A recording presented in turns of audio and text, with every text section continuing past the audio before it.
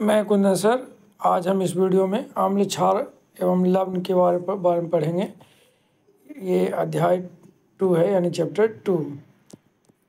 तो पहले देखें क्या है एसिड। एसिड क्या होता है? एसिड को हिंदी में हम अम्ल कहते हैं। ठीक है। ये स्वाद में खट्टे होते हैं। ये नीले लिटमस को लाल कर देते हैं। ये जलीय विलयन में H+ आयन देते हैं। एसिड शब्द लैटिन भाषा से लिया गया है जिसका अर्थ होता है खट्टा। प्रबल अम्ल जो है वो क्या है? HCl, H2SO4।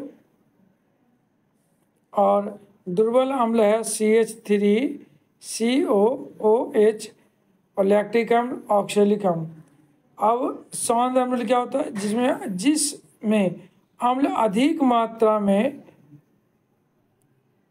होता है वो क्या कहलाता है? सौंद अम्ल कहलाता है, जिसमें अम्ल अधिक मात्रा में होता है जबकि जल अल्प मात्रा में होता है।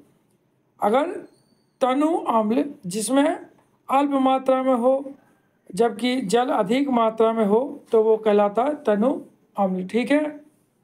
क्षारक अम्ल के बारे में पढ़ लिया हमने। क्षारक को हिंदी में कहते हैं बेस। क्षारक को इंग्लिश में क्या कहते हैं? बेस। ये कैसा होता है? ये स्वाद में कैसा होता है जी? ये स्वाद में खट्टा कड़वापन होता है। ये लाल लिटमस को नीला कर देता है। ये जल में OH- देता है। ठीक है। ये जलीय विलयन में OH- के देता है। प्रबल क्षारक NaOH। प्रबल क्षारक क्या है? NaOH, KOH,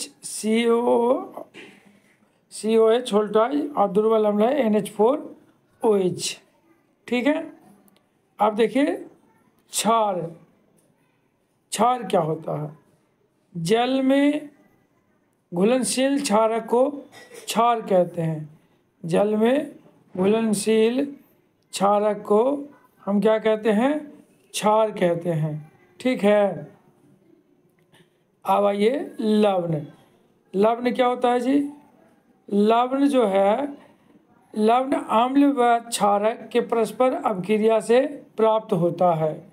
उदाहरण के लिए NaCl यानी sodium chloride, KCl potassium chloride.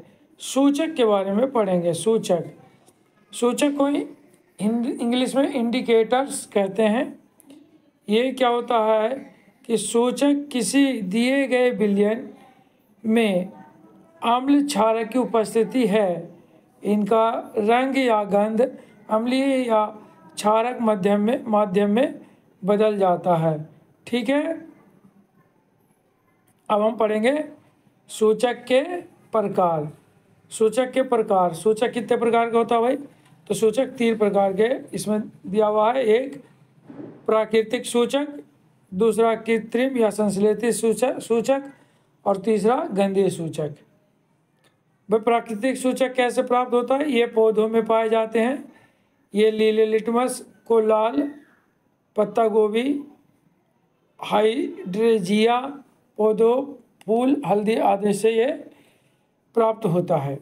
अब कृत्रिम सूचक ये रासायनिक पदार्थ है।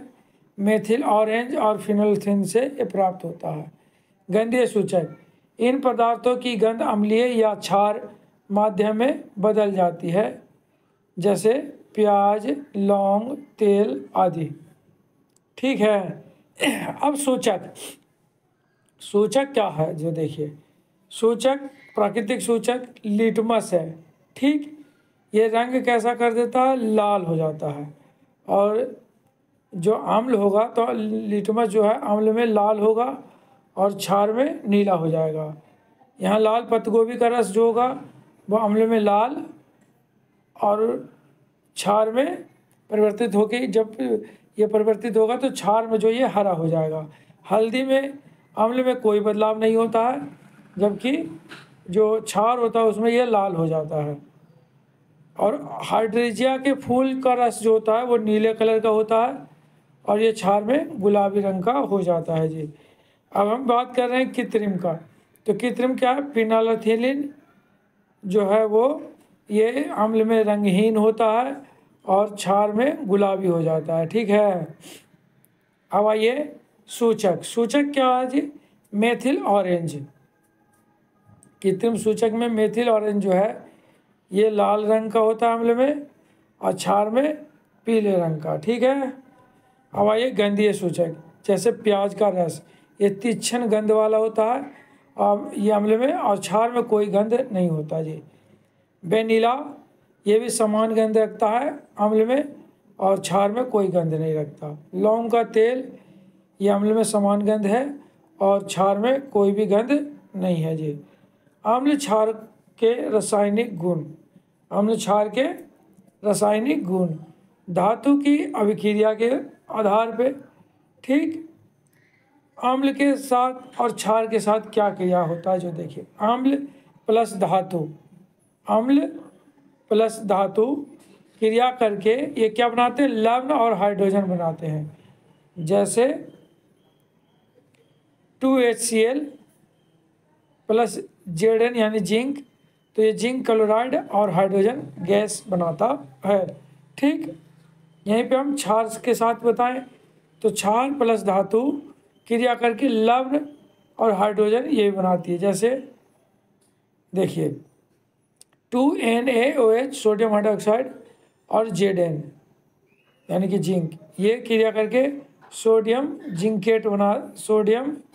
जिंकेट बनाते हैं। ठीक है। और हाइड्रोजन अलग विक्षेपित करते हैं। एक होता है पॉप टेस्ट। पॉप टेस्ट क्या होता है? हाइड्रोजन गैस से निहित प्रखनली के पास जब एक जलती हुई मोमबत्ती लाई जाती है तो पॉप की ध्वनि उत्पन्न होती है। इसे टेस्ट को हाइड्रोजन की उपस्थिति को दर्शाने के लिए प्रयोग हम करते हैं। ठीक है।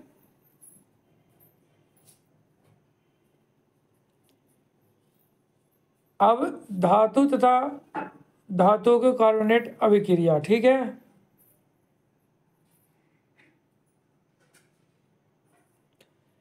इसमें ये भी दो भाग में होता है, एक अम्ल और दूसरा क्षारक। ठीक, अम्ल क्या होता है? ये धातु कार्बोनेट तथा धातु कार्बोनेट की अभिक्रिया अम्ल के साथ हो तो क्या होगा? अगर अम्ल और धातु कार्बोनेट को मिलाया जाता है तो ये क्या बनाता है? ये बनाता है लवण। ठीक है। और CO2 गैस निकलता है और जल। देखिए कैसे, एक इक्वेशन के माध्यम से समझते हैं। 2HCl प्लस Na2CO3 क्रिया करने के बाद ये 2NaCl प्लस CO2 और H2O बनाता है। ठीक है। अब अगला अम्ल प्लस धातु बाइकार्बोनेट और लवण प्लस CO2 और जल बनाता है। यानी अम्ल और धातु के जो बाइकार्बोनेट है विक्रिया करके ये लवण और CO2 जल बनाते हैं। ठीक है।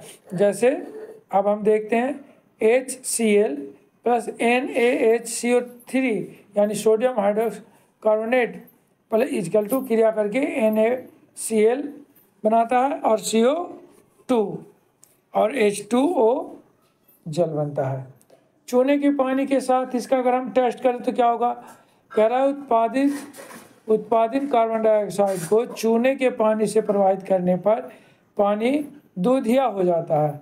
देखिए कैसे, Ca ब्रैकेट में OH whole twice plus CO2 equal to क्रिया करके क्या बनाते हैं? CaCO3 यानी कैल्शियम कार्बोनेट और जल में अलग हो जाता है जी। अधिक मात्रा में CO2 प्रवाहित करने पे क्या होता है? ये CaCO3 यानी कैल्शियम कार्बोनेट जल और कार्बन डाइऑक्साइड से क्रिया करने पे ये CaHCO3 यानी कि ये जल में घुलनशील बनाते हैं। ठीक है। अब हम देखें अम्ल एवं क्षार की परस्पर अभिक्रिया। ठीक है। अम्ल प्लस क्षार क्रिया करके लवण और जल बनाता है। उदासीनीकरण अभिक्रिया क्या होता है भाई? तो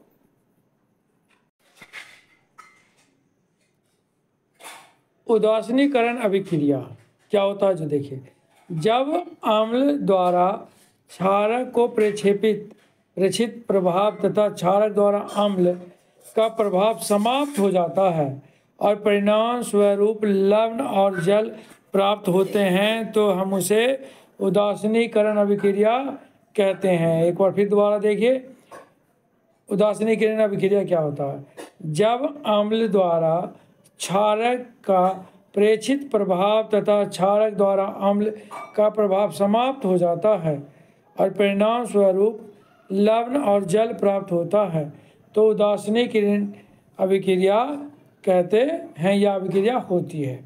उदाहरण के लिए देखिए, NaOH plus HCl is equal to यानी क्रिया करने के बाद NaCl और H2O यानी कि सोडियम क्लोराइड और जल बनाता है।